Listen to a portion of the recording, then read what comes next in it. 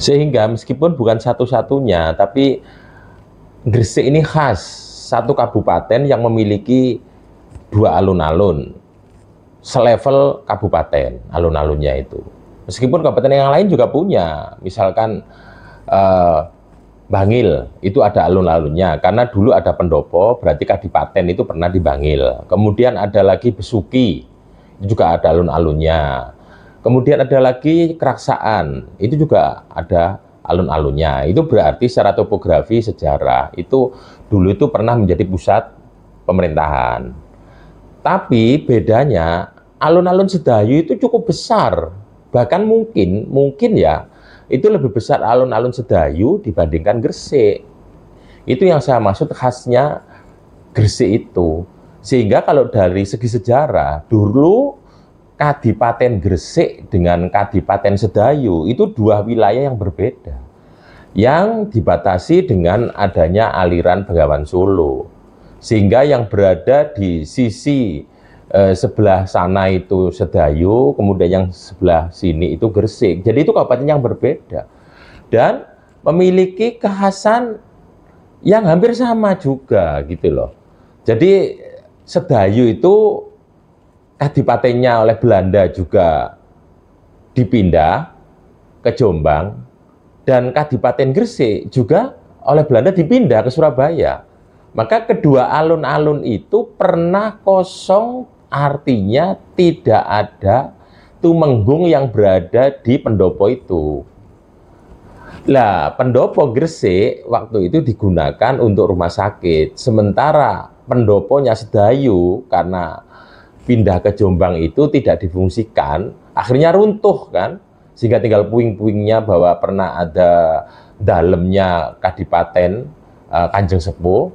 Itu sama, Gresik dengan Surabaya itu yang pernah dipindah. Tapi wilayahnya itu ketika dijadikan satu dengan Gresik, yang Sedayu itu wilayahnya dikurangi, yang Gresik juga wilayahnya dikurangi.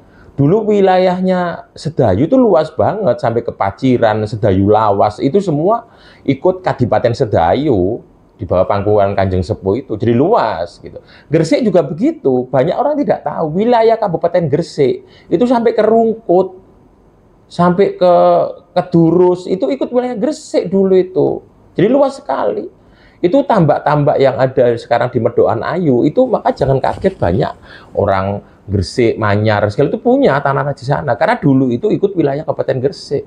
Sehingga Gresik wilayahnya dikurangi, Kadipaten Sedayu juga dikurangi, terus dua kadipaten ini dijadikan satu.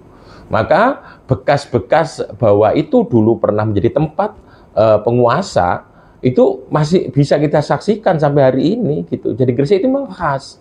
Ada dua kadipaten yang dijadikan satu, yang sekarang menjadi Kabupaten Gresik. Maka kalau kita betul-betul memahami sejarah, tidak ada kecamatan yang memiliki luas wilayah yang sebegitu jauh dan luas alun-alunnya sebegitu besar. Dan sama di Gresik itu ada yang namanya Kauman, di Sedayu juga ada Kauman. Karena itu adalah topografi yang ditata setelah zaman Mataram. Dan keberadaan dua kadipaten ini berada di satu era yang hampir sama. Ketika Sedayu itu sekitar 1675, lah di Gresik itu sekitar 1688. Maka sangat terjaga betul, dan itu kabupaten yang cukup kuat. Buktinya makam Kanjeng Tumenggung Pusponegoro juga terjaga rapi, dan itu arsitekturnya persis dengan arsitektur Mataram yang sampai hari ini masih utuh. Misalkan di Taman Sari itu persis. Dan kemudian makamnya komplek yang ada di Kanjeng Sepuh itu juga sangat bagus sekali, sampai hari ini masih terjaga. Maka sebenarnya Gresik itu kota yang sangat tua dan luar biasa itu. Dua kabupaten jadikan satu, meskipun wilayahnya dikurangi. Maka Gresik itu cukup layak untuk tercatat dalam kajian sejarah dan selalu dibahas Gresik itu.